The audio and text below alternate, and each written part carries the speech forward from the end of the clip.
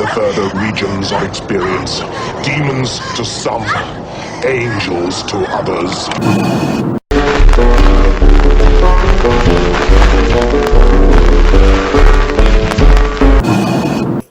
One thing we can all agree on is death is going to come, and then the afterlife.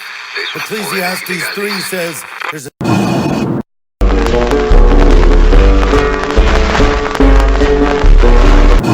Don't touch that dial, everybody. You've wandered yourself right into a very special episode of Rancid Reviews. Tonight, I have an amazing guest for you guys, Count Drahoon, straight from somewhere in Tennessee.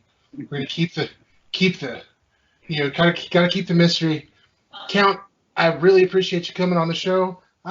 Tell the folks about yourself.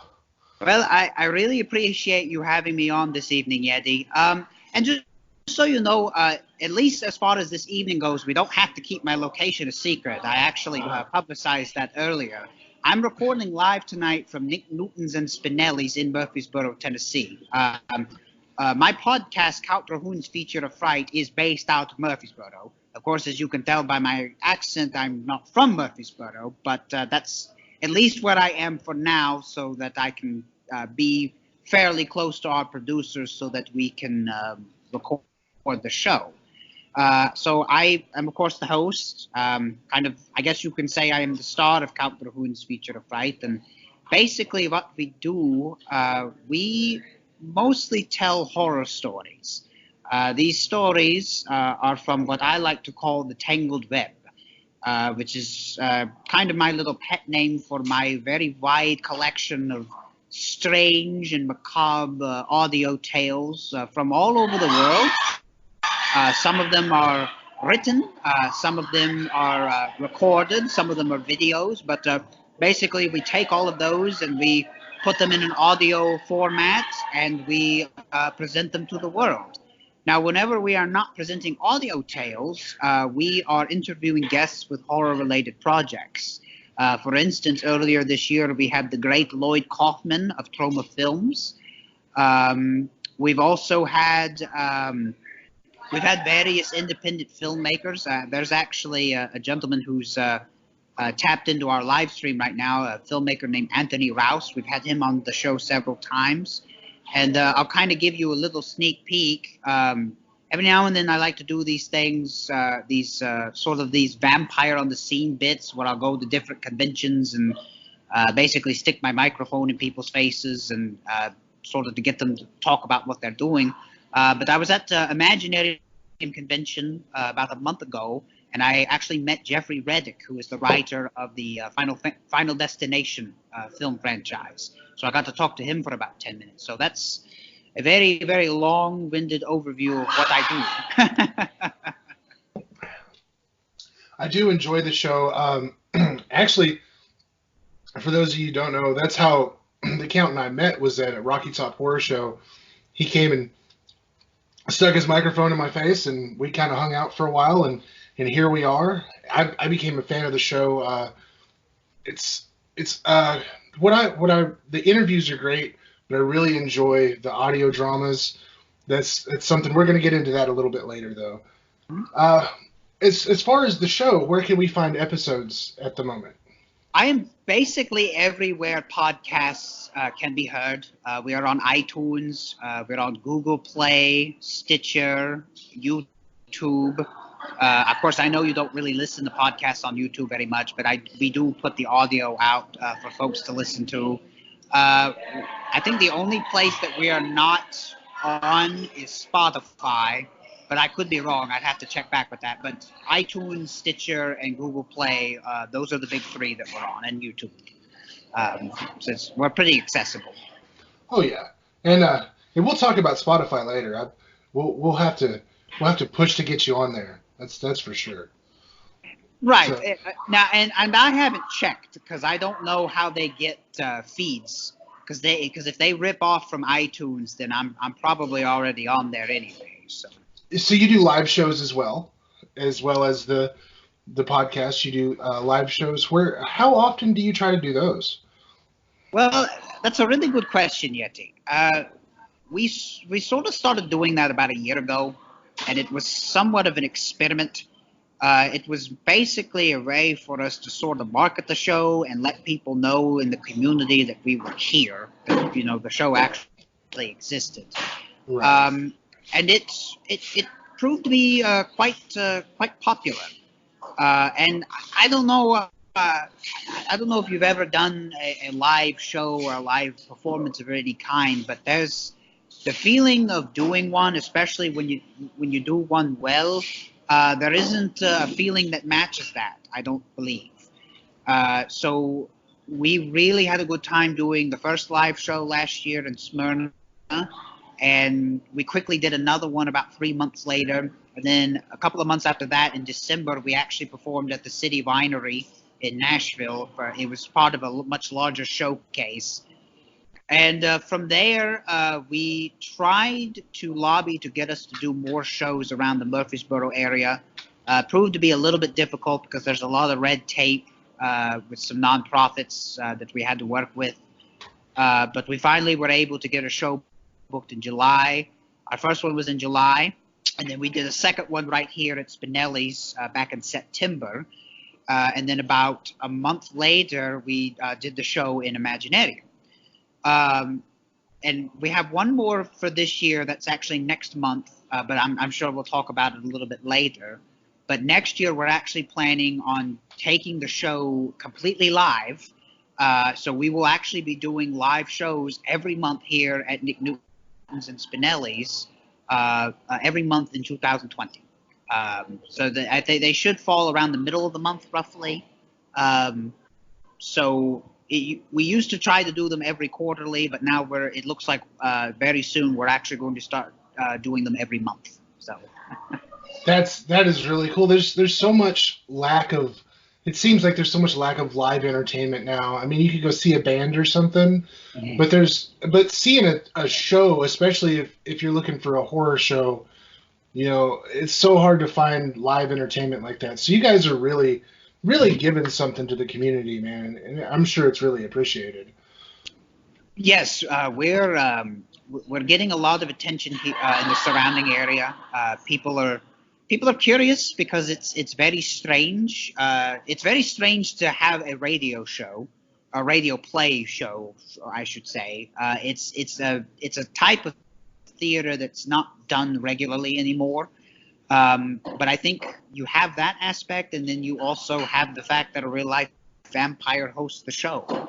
So you add all that together, and you put it in a town that's just outside of Nashville, which Nashville itself is a pretty big area, and the surrounding areas are growing because Nashville's growing very, very rapidly, and it's just a recipe for what we are becoming. We aim to become a big part of Middle Tennessee and really of the world, of course, but one step at a time. Right. But we and of course we aim to. I was going to say we aim to please as a joke, but we aim to really get ourselves out there and show the world what kind of content that we have, because we do try to give our audience horror stories or stories that you don't really get from anywhere else. In a lot of ways, we're kind of doing something that has been done before, but we're doing it in a new way.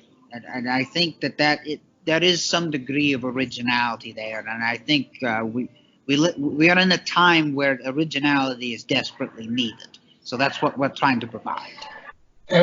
You're right. Everything lately seems like a rehash or a remake or a reboot or something like that, and everything is so much the same. So for me personally, when I see something new, and not just new, but new and super cool, something that really catches my eye, I really dig into it. And it seems like lately the audio dramas and like radio plays, these kind of things are really making a comeback. But you've been doing this for a while now. What gave you the idea to put on a show like this? What was the inspiration behind that? Well, Your count has always aspired to be a storyteller or an entertainer of some kind. And that especially has been my path ever since being a mad scientist didn't really work out as well as I had hoped it would. But really, the inspiration just came from it actually came from other podcasts, specifically other horror podcasts. There are audio drama type shows that are touring the world as we speak, that are doing somewhat similar shows that we are. And I just mean that you have excuse me, you have the actors performing a radio play. Of course, with us, it's a little different because you actually are getting real supernatural creatures like a vampire and all that stuff. But that It's was the added sort of. bonus. I'm sorry. It's the added bonus. Yes, that's the added bonus. You get real life vampires and monsters, and also you get prizes, which I don't think Welcome to Night Vale does a prize giveaway in their live shows, but and. It's that, and of course, if you recall, if you know your horror history, you used to see shows like this all the time. They were called midnight spook shows. A lot of times they were put on by a local horror host who would show a movie, a horror film, and sometimes there would be some sort of live theater or live magic show aspect that would go with it. So for me, those were the two big inspirations to do what we're actually doing right now. Yeah, like almost like a Svengoolie or something of that nature. It's right. I like or even Dr. Gangrene. Dr. Right. Gangrene hosts it's a horror hootenanny every October. Of course, it's a little different for him because his is more of an emphasis. He emphasizes local bands. They do a lot of Halloween rock music, and though I'm not opposed to the idea of having some sort of live music for my shows, we tend to focus more on the actual stories. But yeah, and I've met Dr. Gangrene. We're not all horror hosts know each other, but he's actually, because we're sort of in the same backyard, he's one that I've run into a couple of times. Well, that's really cool. So, in your shows, do you have a cast that you work with consistently, or do you branch out and get new cast members for each show, or how do you handle that? I do typically have a stable of actors and performers that I work with consistently. For instance, Charles Schroeds, he's made several appearances in our audio tales. Zach King, Austin Duke, Mr. Drew Hines. He's more of a newer cast member. Of course, I can go on and on, but I'm also always open to work with new talent, which is why we're actually holding auditions next month, a couple of days before our next live show. We're holding auditions for our show here at Spinelli's in January. So and it's open to the public. So if you have any kind of theater experience in the Middle Tennessee area, come here December 15th at 5:00, and we'll see if you have what it takes to be a member of the Count's Merry Mob of Mayhem. Excellent. Okay. It's not every day. Like, I get to talk to a lot of really interesting people, filmmakers, actors, this, that, and the other thing. It's not every day I get to have a chat with a real life vampire. And I don't want to waste the opportunity. I'd really like to get some solid vampire knowledge and maybe do a little myth busting. Are you all right with that? Of course, lay it on me. Excellent. I'm assuming you work with mortals on your show. Have you ever fed on a member of the cast or crew? No, and that is because before we started the show, they made me sign a contract saying that I wouldn't do it. Well, humans are so up in arms about liability and getting sued and all of that. So basically, they don't believe in fun, so they said no. So I had to sign my name on the dotted line, and so I can't. I'm not allowed to. bureaucracy and red tape ruins everything. Yes. So Not if to say that I'm not looking for some sort of loophole, but I haven't found it yet. So if you were going to feed on someone, what's your favorite blood type? You know, I like to consider myself a sophisticated vamp, so to speak. So I prefer rarer blood types like AB positive, but they're very hard to find. So a lot of times I'll just settle for O negative, which is a good universal donor, and so I drink that. I kind of have to cut back on the A positive though. It's sort of messing up my digestive tract a little bit, so I primarily stick with O negative. Sometimes I'll go with O plus just to kind of even it out for variety's sake, But yeah, I actually like the A positive okay, but I don't know I may have to get that checked out. Is A positive like the red meat of blood? Yeah, I guess you could say that. O negative, Sounds like a lean chicken. Yeah. A positive, A positive's red meat. So This makes sense. So this is all things I didn't even know. there you go. Some folks call me a plethora of useless information. So That's my goal too. Of all the cinematic depictions of vampires throughout the years, which do you think is the most accurate? Well, if we're being honest with each other, and I hate to admit this, but I'll just come out and say it. Bela Lugosi basically did an impersonation of me. There's no love lost between me and Bram Stoker. He essentially ripped off my memoirs and passed it off as his own. And he changed the name he changed my name to Dracula because he thought Dracula was a better name. So whatever you see in most, Dracula films, it's pretty accurate as to how most vampires are. I can tell you what is the absolute least accurate, and that is Twilight. See, because I was going to ask which was the worst. Which in your eyes was worse, Count Orlok or Edward Cullen? But I guess I have my answer there. Well, Orlok is sort of a sore spot for me because that is essentially Dracula. But I feel like most people on the surface don't get the reference anymore. They don't realize Count Orlok is actually Count Dracula.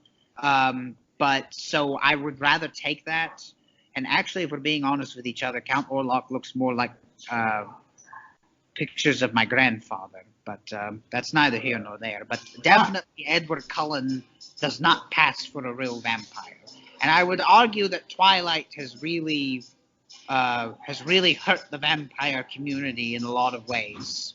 Because nobody cares about a old-timey masculine machismo vampire like myself. They want the teeny bopper, essentially boy band equivalent version of vampires, which is Edward Cullen, and it drives me up the wall.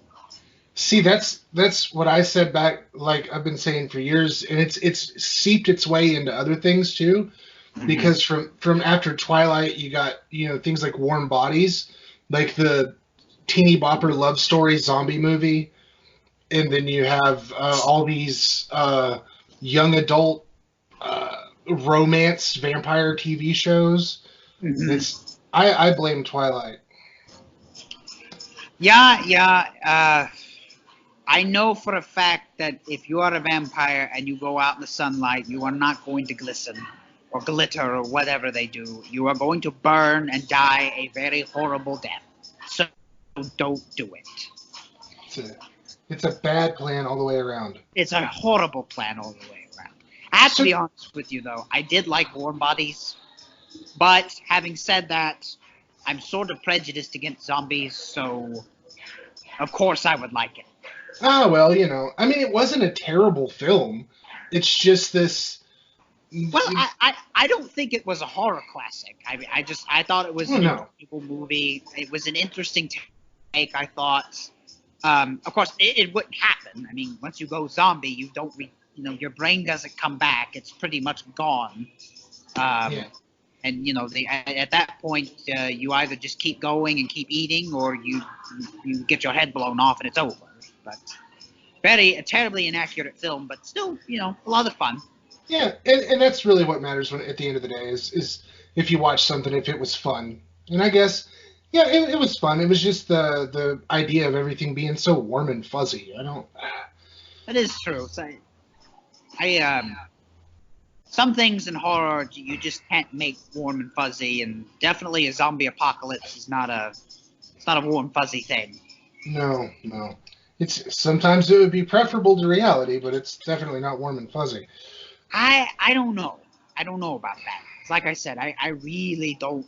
Granted, there are other kinds of creatures that I despise more than zombies, but just the idea of having a zombie apocalypse and then them just sort of wandering all over your yard, it doesn't terrify me. It just annoys. The idea annoys me, and it makes me angry. So just stinking up the place. Right. But seriously, like, I know I'm technically a corpse, but I have the decency to try to make myself smell pleasant. Right. Those guys, like, they have no manners, no regard for anything. I can't stand it. That's what I draw the line. So you said there are creatures you despise more than zombies. Yes. Who are the worst? Just the Honestly, absolute worst. I might offend you, Yeti. It's actually demons. I could see that. I had to spend like 2 or 3 hours in hell once, and to put it simply, it was hell. And it's not like in a tormenting way. I mean, it was tormenting, but in a different sense. Like, the demons that captured me. First of all, the demons that captured me mistook me for Donatello Versace, which I don't know how you get the two of us mixed up. But then I was locked in a cage, and they just would not shut up about head cheese. They just kept talking about it, kept raving about it. Which, in case you're unfamiliar, head cheese is this really, it's like goat's head, like brains and stuff, and people actually eat it. It's a little odd. Yeah. So they kept ranting about that, and then finally I got to meet the big guy with the horns, and instead of having a nice dialogue of, hey, sorry about the mistake, we'll let you go, he basically wanted to keep me down there and lead his army. And it's like, I don't want a job opportunity. I just want to get out of here.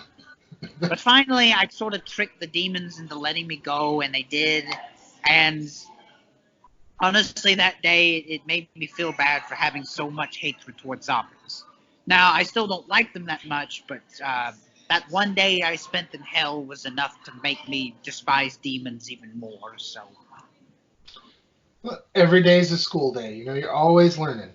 yeah, I got more. Speaking of learning, you're active on social media, obviously. You have the shows online. So, have you been keeping up with technology this entire time? Or did you just take a crash course over the past couple of years? Somewhat of a crash course, although the producers, they sort of handle the heavy lifting. Like, I don't do any of the recording myself when we're doing the bigger episodes. They just tell me to show up, and I come and say what I'm supposed to say. They had to teach me a little bit about doing the preamp recording whenever they decided to drop me off and do the on the scene stuff. And then I've been watching Netflix for years, so I kind of figured that out. I kind of had to, because I used to review horror films, so I knew how to do that. So I know how to navigate the web. So I figured out Skype. That wasn't too hard. And then social media, I'm still learning. I think I'm doing okay.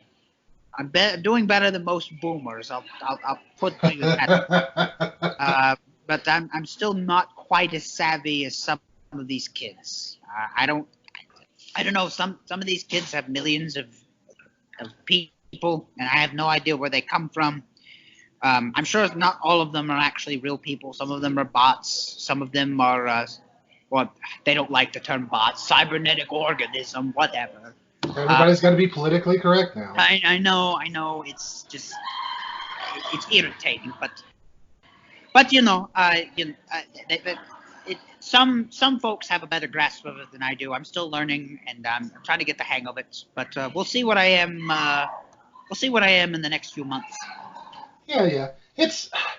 I don't think it really pays to have more than a cursory knowledge of social media, because then you're like really involved in it, and then it just like steals your soul piece by piece.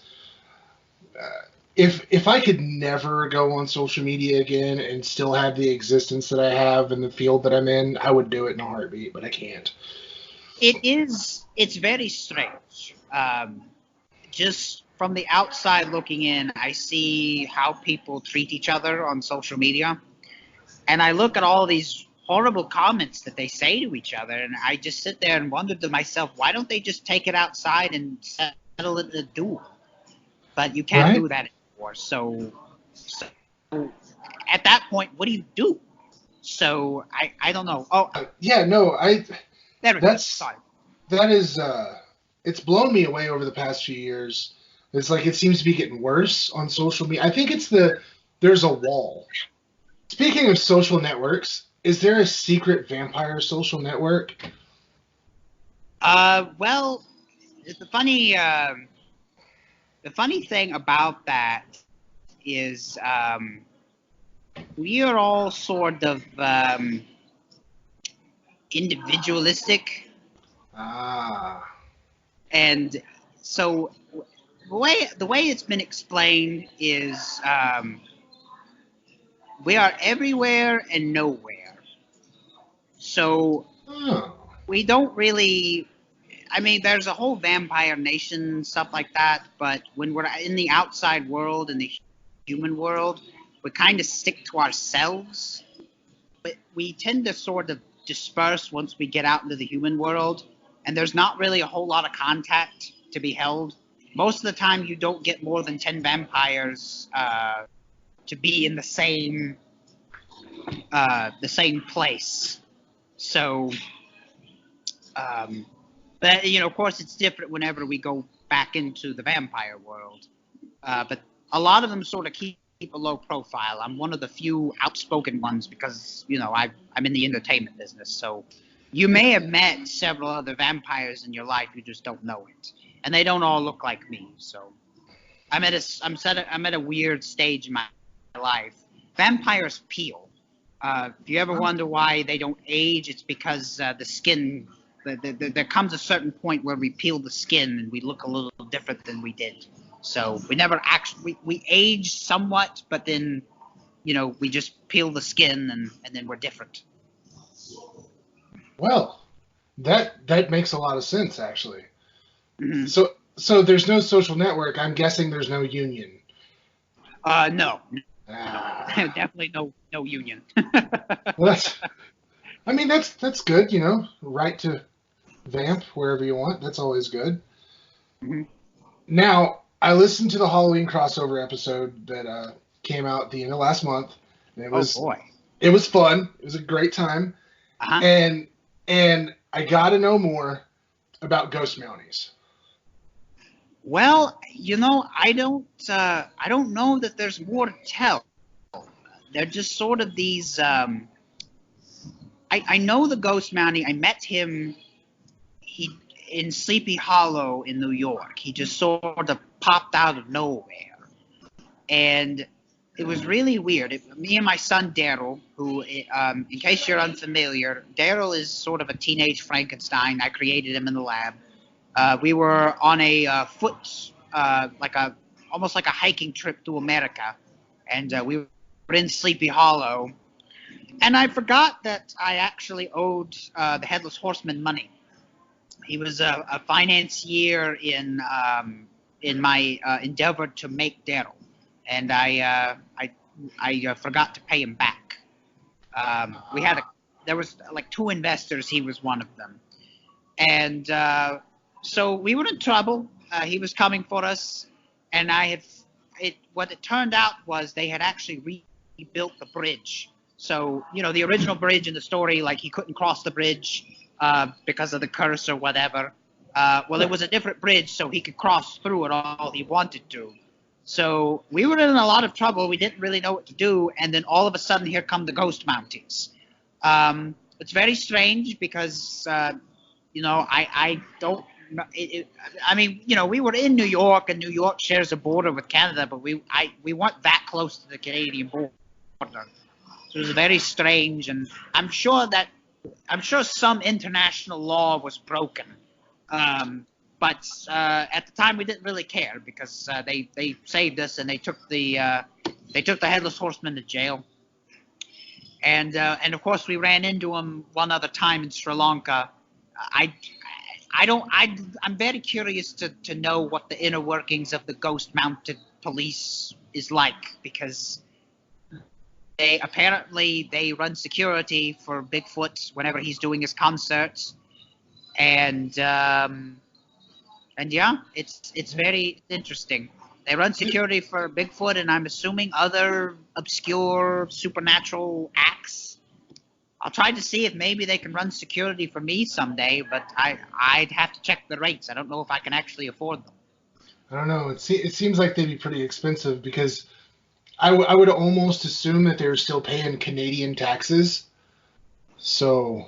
Or they don't pay taxes. That's the thing. Like, can you actually tax a ghost? Because you can't put them in jail because they'll just go right through, and and it's not like they can hand you the money anyway because they're translucent. So I don't know. It's weird. I wonder if there's something in the RCMP contract that binds them, or if they just like the hats. I don't know. I think they're just sort of onto themselves. I don't know if there's any legal contract that binds them. I'm sure they like the hats. Who wouldn't? They're very nice hats, right? I do have to say. That's like, if I wish I could pull that off. Yeah. Yeah, I don't think I would look good in a hat. I look good in a top hat, but not the wide brim hats. Yeah. It's one of those things that you look at and you're like, oh, those are so nice, and then you put one on and it's like, what am I doing with myself here? Right. So many times in life. So you mentioned it, and I'm a little familiar with the concept, but my listeners may not be. Bigfoot's concerts. Tell us a little bit about Bigfoot. I love Bigfoot. Well, Bigfoot, contrary to popular belief, I mean, yes, he's a cryptid and he's Bigfoot. We all know that. But what most people don't know is that he is actually the front man for the most successful underground Southern rock band of all time. It's just him and his band. They love Southern rock music, and they play exclusively in Sri Lanka. It's hard to get into this concert because the tickets are really expensive because he's that good. So it pays to be on the guest list if he knows you and your friends. So he's actually put me on the guest list several times. So that's how I've gone to see his show, and it's amazing. And it's unlike anything I can explain. What's the greatest entertainment spectacle you've ever seen in your life? I think the biggest one for me was the Dark Roots of Thrash tour a few years ago with Testament. Okay, well, think back really quick to how excited and how great it felt to watch that concert, and multiply it by 100. The spectacle is just unreal. It's like a sensory overload. And I'm a vampire. I don't get excited about much anymore. But I tell you, a Bigfoot concert, there's no such thing as a weak show with Bigfoot. You're gonna get more than your money's worth. And so, you know what? And for the longest time, the producers gave me an iPod. That was the only thing I listened to on my iPod. Just constant Bigfoot on loop. Yeah. But of course, it's an MP3 file, so it's not nearly as great as it is live. But man, it's nothing compares to it. So I hope. I heard a rumor that he's thinking about retiring. I hope that's not the case, but man, if that's true, I need to see at least one more show before he hangs it up for good. So. I'm wondering about travel plans to Sri Lanka right now and how I could get my wife on board with that. Well, I tell you what. If we can get her on board with it, and I can reconfirm that I'm back on the guest list, we'll make it happen. Sounds Trust great. me, it's worth it. It's worth. I know, like Sri Lanka's like a hidden gem. You would never think that it would have something so awesome, but it does. You have to know where to look, and fortunately, I do. And of course, the videos of Bigfoot that people have seen where he's just sort of walking, in the forest, and he kind of looks at the camera and then walks away. Yeah. Well, the reason why that footage of him exists is because he's not the world's greatest at time management, so a lot of times he actually misses his flight. So that's him in a hurry to get to his gig. But if he managed his time more wisely, he'd actually have time to talk with folks and promote his shows. But musicians, what can you do, right? Yeah. They're as bad as writers, I swear. Right, or vampires. So tell me, we've touched on ghosts and zombies, demons. Where do you stand on extraterrestrial beings? Oh, well, I was actually in love with a warrior alien princess for a time. So it depends. I don't know. It depends on what kind of alien you're talking about and, where they're from. But I don't know. In a lot of ways, all broken hearts lead to outer space. So, but no, I'm not. I don't have anything against aliens, of course. But I do wish one. I wish one in particular would call me back at some point. Let's just put it that way. I know that feeling. I do. Deep in my feels where I wish I didn't. So, but aliens are real. Oh, well, sure. I mean, if a vampire's real, if Bigfoot's real, if demons are real, why not aliens? Yeah. Makes sense. So. Makes sense to me. See, right. I always have to I always have this conversation with people, and I'm the guy who, like, given a couple of beers and enough quiet time, I will start yelling about aliens. It's an eventuality. Yeah. I feel like if you get beers in me, I'll just cry about aliens because one in particular sort of broke my heart. Not intentionally, of course, but that's just life. Yeah. Life happens. Life does happen, yes. See, we couldn't drink together because we would get a few beers in us, and I'd start talking about aliens, and you'd start reminiscing, and it would and then it'd come back on me, and I'd start reminiscing, and we'd just be crying in our beers, and it'd be, yeah, no. And there, from what I was told, there is a song, something about having a tear in a beer. I'll have to check on that one, though, of course. Oh yeah, I mean you're right there in Nashville, so. Right. It shouldn't take too much. No. There's the streets, not particularly what I'm at now, but definitely whenever I do go to Nashville, there's nothing but country music, it seems. So. How do you feel about country music? Oh, I don't. I guess it's fine. It's a little similar to what Bigfoot does, so I can sort of kind of get into it. Right. I don't know. I'm not much of a music person. I'm more of a movie vampire.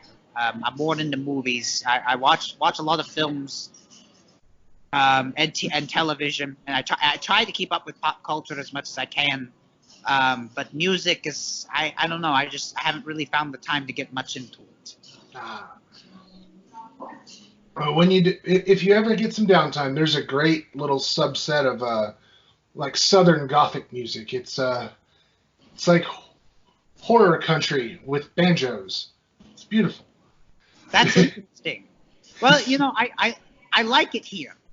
I like Tennessee. And I do like Southern Gothic, whatever that really is. It's a hard term to define, but It really is. but I do. I like I like the area that we record in, and so I'd love to give that a try. I love Tennessee. I'm not from here either, so I happened here, and I just love it. It's so great. And I'm on the other side of the state. I'm in East Tennessee, over by the Smokies, and it's just it's all the people are so nice, and it's so pretty here, and it's hard to beat. I've been where you live.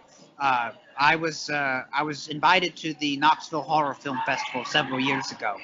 I actually interviewed the festival director there, William Mahaffey. We talked a little bit about it was KHFF 666 that year. Oh, that was that's a few years back. Yeah, great bunch of ago. folks. It was actually before. Excuse me. It predated the podcast. So I had a web show where I used to review horror movies, and that's why I was there. It's a long time ago. Especially in entertainment years, it seems like. So I mean, entertainment years are different than people years. That's true, and then you think about vampire years. Yeah, time must fly for you. Oh, sure. My son Daryl made the point when we were in Sri Lanka last time, because I was really mad that I wasn't on the guest list for the Bigfoot concert, and I made the point. I said, we've been friends for over 20 years at this point. I don't understand why he wouldn't put me on the guest list. And then he reminded me, well, Dad, 20 years is like 2 months in vampire years. So can you really say you were that close? Sometimes kids say smart things when they're not saying the darndest things. So. Yeah, every now and then there's a little bit of wisdom there. Yeah, and that was a kernel. Spooky. That was a kernel of wisdom there. I didn't see that one coming. He throws some good ones at me from time to time, I must say. So you're more of a film vampire. What have you watched lately that's really tickled your fancy? Well, I try to keep an ear and my eyes open for indie horror, because I feel like a lot of great horror films are being made that aren't reboots or rehashes, that really need to be at the forefront. Most recently, I watched Tennessee Gothic, which, as you know, is a film written and directed by a local filmmaker named Jeff Wedding. It's a really good. It's based on a story by Ray Russell. It's about. I don't want to get too much into it, because at some point I actually am slated to interview Jeff for my show. But it's a really good. It's a sex horror comedy movie, which is very original. There's not really a whole lot of films like that out there, but it involves a succubus and small town rural Tennessee, and then I saw that, and then for the first time I watched a B movie exploitation film called Vampire Cop, directed by Donald Farmer, which I watch a lot. I watch trauma films because we've had Lloyd Kaufman on the show before, so I have a diverse taste. I like trashy movies, but I also like good. I shouldn't say good. You know what I mean? But I like exploitation horror films, but I also like. I like films like Tennessee Gothic, and I like Midsommar. I saw that for the first time a couple of weeks ago. I thought that was a really good movie. I really like Three from Hell. I think that was probably Rob Zombie's best movie. Watched Scary Stories to Tell from the Dark. Wasn't a huge fan, actually. I was a little disappointed. But that's just what I've seen lately. We could probably go further into the night about all my favorite horror films, but those are just the films I've seen in the last few weeks. I gotta say, of all the diverse opinions that I heard, and there were lots of them being spoken very loudly about Three from Hell, I think that's the first time I've heard that particular take on it. Really? Yeah. Look, he had a low budget. It was clear. But I feel like for this movie, he really focused on the story and not his wife's butt. Which is nice. I've said it once. I'll say it again. I cannot. It's nothing against her. It's right. The characters that are written for her and that she plays. Nails on a chalkboard. Well, let me ask you this: what's your overall opinion of Rob Zombie as a filmmaker? I really enjoyed House of a Thousand Corpses. Okay. And that's about it. I'm not a huge fan. Like I really hated the Halloween remakes. Well, I avoided those because and maybe I might go back and watch them just for the sake of watching them. I didn't watch those. I like Devil's Rejects. Okay. Yeah, that was an okay film. Yeah. Lords of Salem. It was a well done movie, but I don't know. It's strange my reaction to it because like objectively speaking, I thought the movie itself was fine, but just the imagery and what the message of the movie was made me feel really uncomfortable. And I know that's strange because I'm a vampire, and like the dark and unhappy endings is sort of my spiel, but I don't know. It was very odd. But you know what? I say that, and I really like The Witch. I thought that was a great movie, and that one had a very unhappy ending in a lot of ways. Yeah. I thought that was a great movie. But then I don't know. Free from Hell, I really enjoyed it. For me, it was a lot of fun. I didn't take it too seriously, but I don't think Rob Zombie did either, and I think that was. Yeah. I think that's what made the movie so good for me, was that it was just sort of a horror romp. There were some things about it that I really did enjoy. I will say that. Like overall, I really didn't like it, but Emilio Rivera, the head luchador cartel guy, love him in everything. He was there's a show Z Nation, and he played basically the same character. Loved it. And Pacho Moeller played Sebastian, the little person. He is. We actually had him on the show, interviewed him. He's such a sweet guy. Jim Jam had said something about that. Yeah, he is such a down to earth dude, and that's really not a pun, I swear. But he's so nice. He's such a good dude, and he really put his all into that movie, and it was into that part, and he was one of the highlights for me. No, he was. I enjoyed his scenes very much. I will say, like, I hadn't watched Lords of Salem because everything past like Devil's Rejects I've watched, like because it was my job. Yes. Like I had to watch 31 for the show because we used to do like movie of the week, and we'd all watch a movie and we'd talk about it on the show, and we've kind of gotten away from that for the most part. But like I had to watch 31, and then I had to watch Three from Hell because there was such a buzz and we needed to talk about it. But I haven't really watched Lords of Salem, but I think I might, just because I feel like I should, because maybe that's the one I'm gonna love, It could be. I don't know. And I know that Rob Zombie is he's not exactly a universally accepted filmmaker, because the people that hate him really hate him, and the people that love him really love him.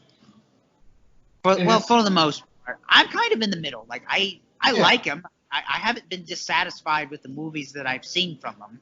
I don't know how history will treat him, though. I don't know if he's gonna be up there with the Wes Cravens and the John Carpenters. But from what I've seen of his work, I mean, it's fine, it's fun, and Yeah. you know, I do enjoy it. But you know, having said that, his kind of horror is not my favorite. I like gore, but I'm not absolutely in love with it. For me, you've got to have something that's more than just gore. Like I've got to have a good story to go with it. That's what I look for mostly in horror movies. Yeah, it's see, that's me. It's a mood thing for me. Sometimes I just want to see guts and blood and entrails, and sometimes I need a story that I can really engage with. And I feel like zombies films really fall in the middle, where there's not. I mean, there's a story, but it's not anything I really sink my teeth into usually, and it's not an all-out bloodbath like something like I would really get into if I was in the mood for gore. So he just kind of falls in the middle for me. But one thing I will say is that, and it's the same thing I say about things like remakes and reboots and stuff, is that Rob Zombie works in this like grindhouse drive-in cinema exploitation style, and if that gets a new audience to turn their eyes back to older like exploitation films, like older like H.G. Lewis stuff and things of that nature, like the roots of all this, that's cool with me. If it sparks that kind of interest, that will be, you know, hit to me. That's more important than anything he could make, is turning people onto this like ocean of exploitation cinema out there that's just kind of, it's not given the love I think it should get. Right. Because Right. No, I'm sorry. Go ahead. this to me, that's my kind of my wheelhouse, is just the old trashy, even like old Giallo films. Oh yes, big fan of Giallo. Although he's actually the creator of Giallo. I'm a big fan of Mario Bava. Of course. I think my favorite Mario Bava film is Black Sunday.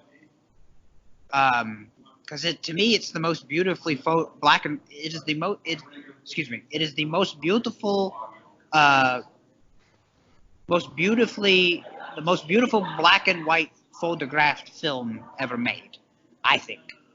It is a gorgeous film. And it's funny because Bava, for me, he's so well known for his use of color.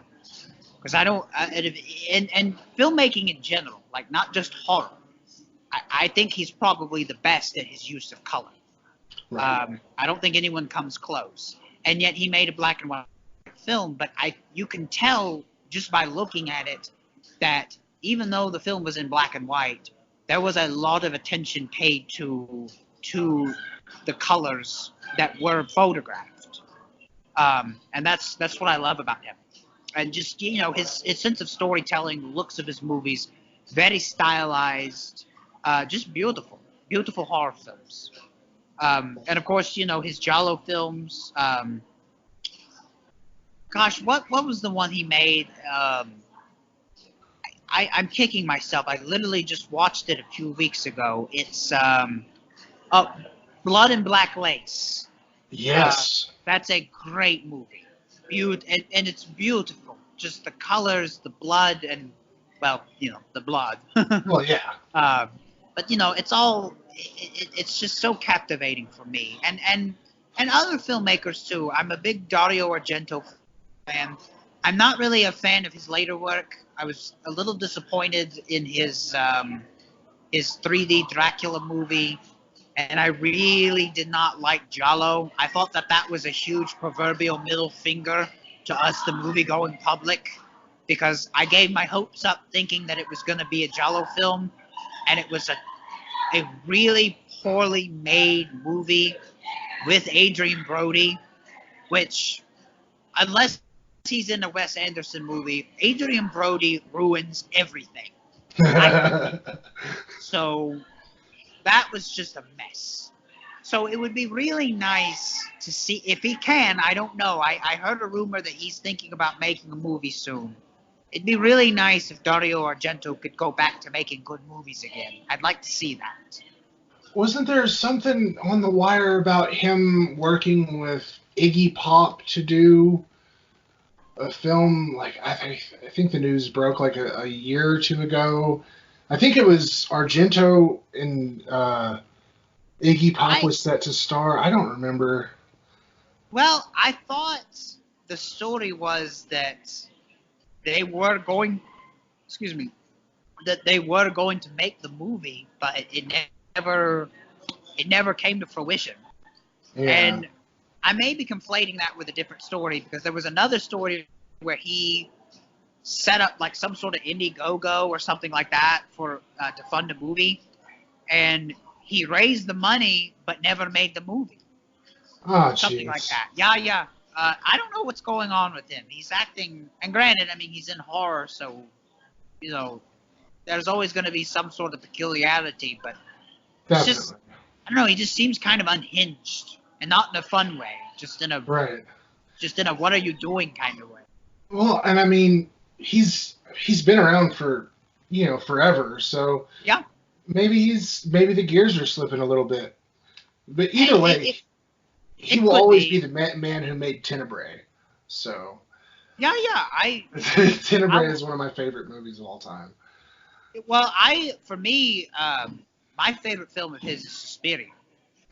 Either Suspiria or I like The Bird with the Crystal Plumage, but I've only seen it once. Of course, I mean, from what I remember from it, it was great, but yeah, it's good.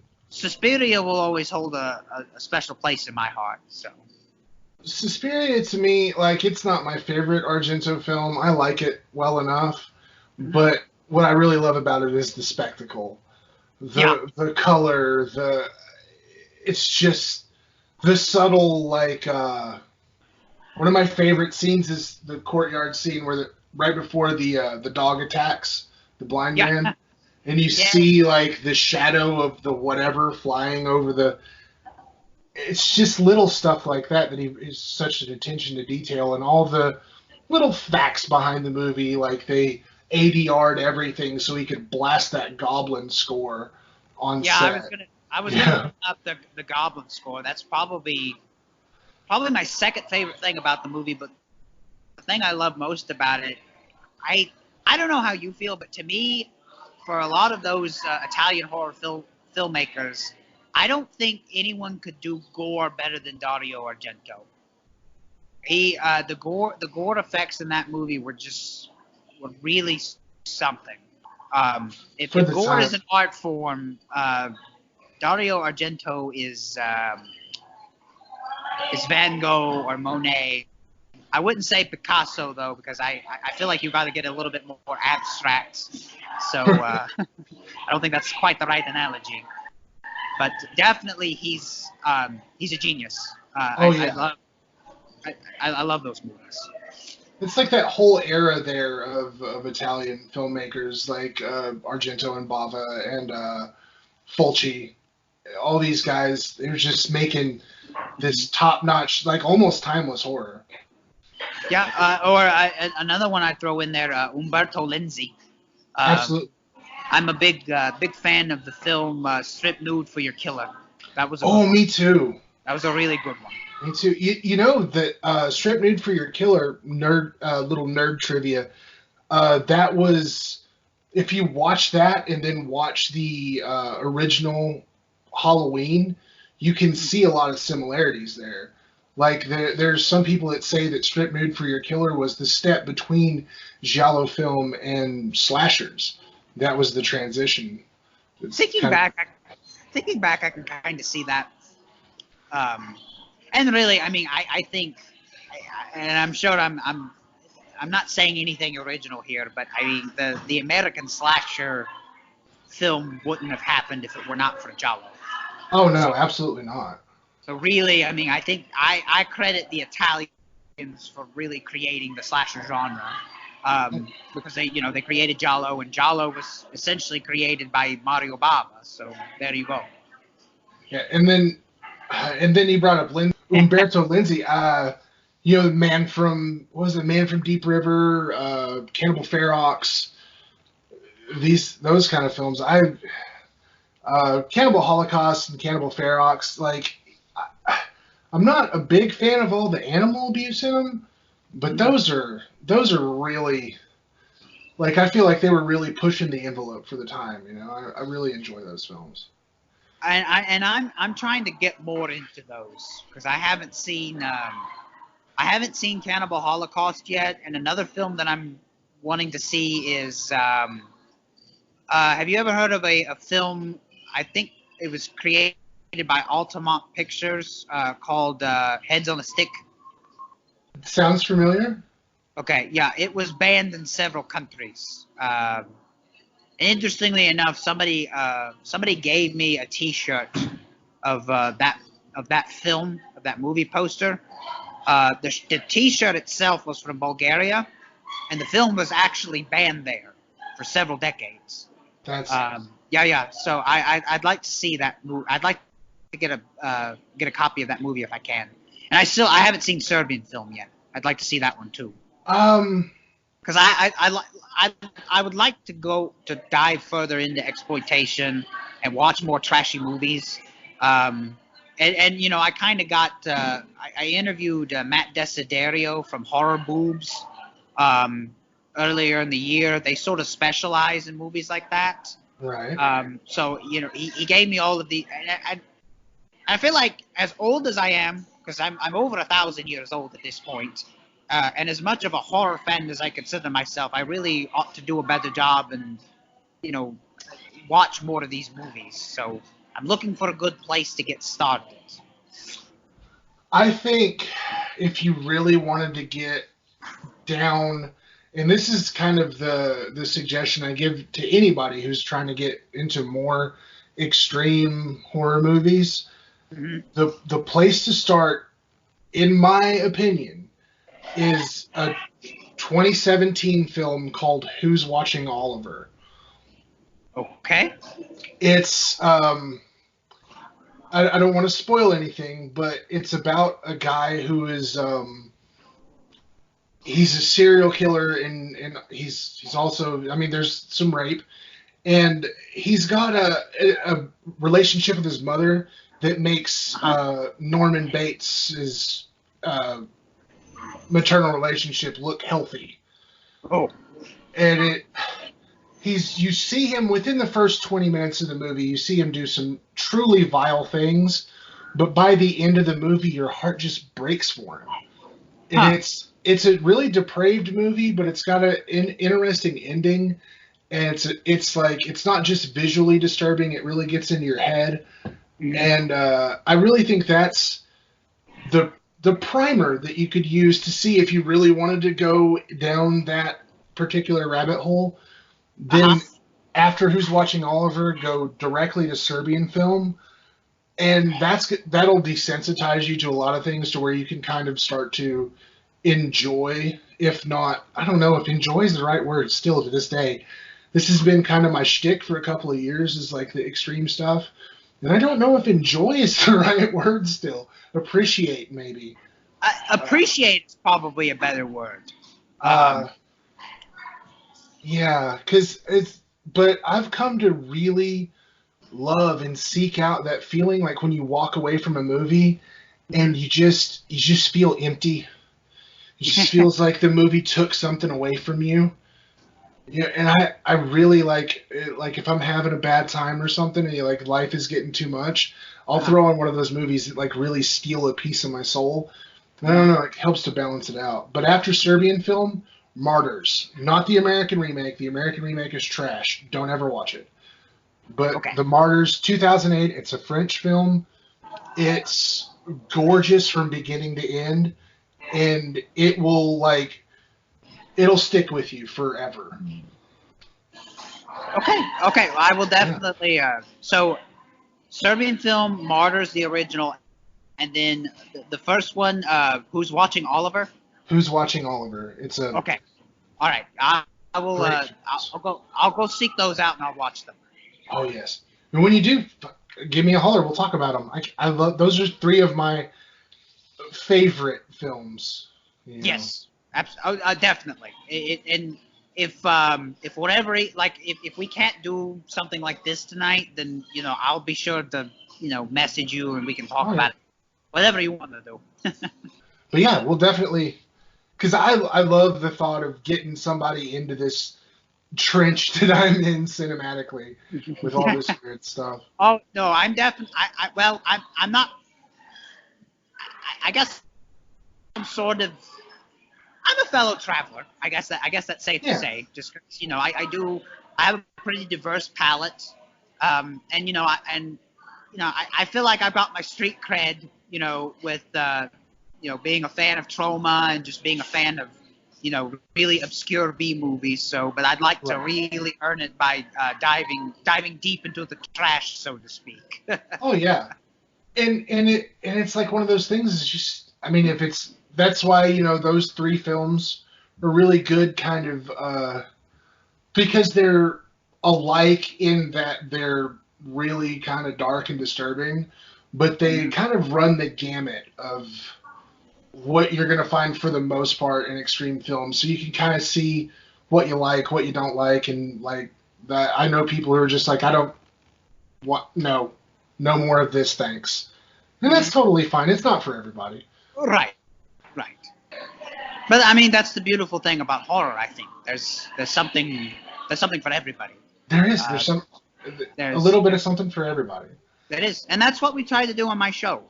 We do. We have stories that are, more comedic than horrifying, and then we have just straight horror stories, and and then sometimes we just have really light-hearted interviews too. So we try to be eclectic. And that's what I got. I after the con the other night, I came home and I searched you up and listened to 2 or 3 episodes. Listened to the Briny Deep, which was incredibly good. Listened to the Halloween thing, and it was really fun. And then the Cask of the Cask of Amontillado. That was somewhere in between. It was funny. It was kind of spooky. It was a really nice riff on Poe. It was really.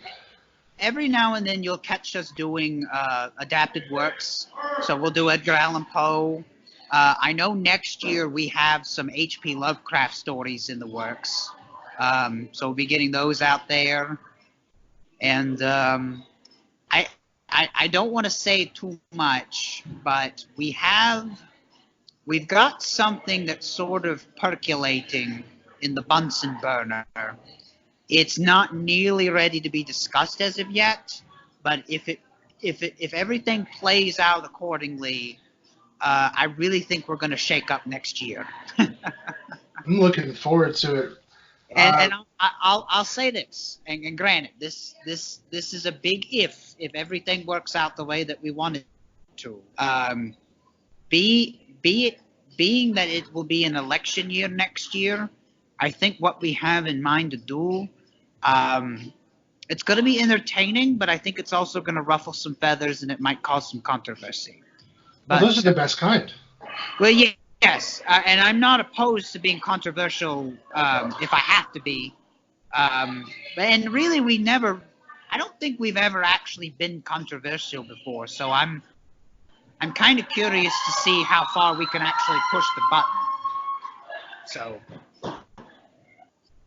Oh, wow, I'm looking at my counter right now, and we're gonna go ahead and wrap. Okay. And I'm gonna let you get back to. Hopefully getting away from the onslaught of that bachelorette party, but yeah. Well, so far they're not banging down the gate yet. But if I may, just really quick, just want to plug my my live show again. Please do. One more time. So our live show is next month. It's December 17th at 7 p.m. right here in Murfreesboro, Tennessee. It's going to be at Center for the Arts, and the title of it is Southern Gothic Ghost Show. Back a long time ago, back in the Victorian age, it actually used to be normal for families to tell ghost stories around the hearth during Christmas time. and I'm trying to bring that tradition back. So on December 17th, you will hear 5 ghost stories from us. So tickets are on sale now. So if you type in Count Drahoon's Feature of Fright Southern Gothic Ghost Show, it'll take you to the Facebook event page, and you can buy tickets. You can buy tickets that way.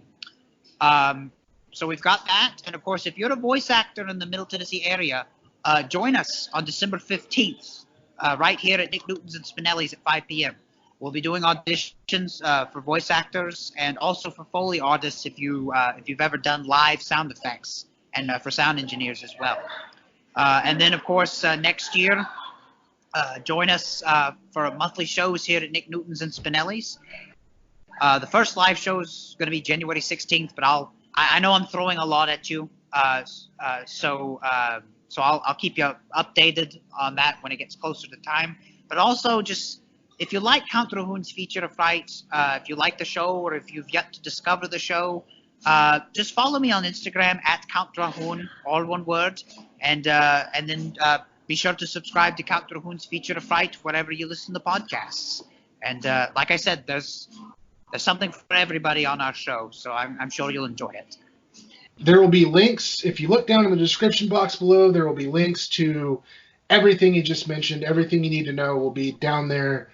And for future shows and everything, like I said, follow him. And if you follow us at Tennessee Horror News, like I said, all the links we'll be promoting all these shows moving forward too. So keep your eyes out. Middle Tennessee's got something cool going on, so keep your eye on it. Thanks for tuning in, ladies and gents. If you enjoyed this, be sure to subscribe and turn on notifications.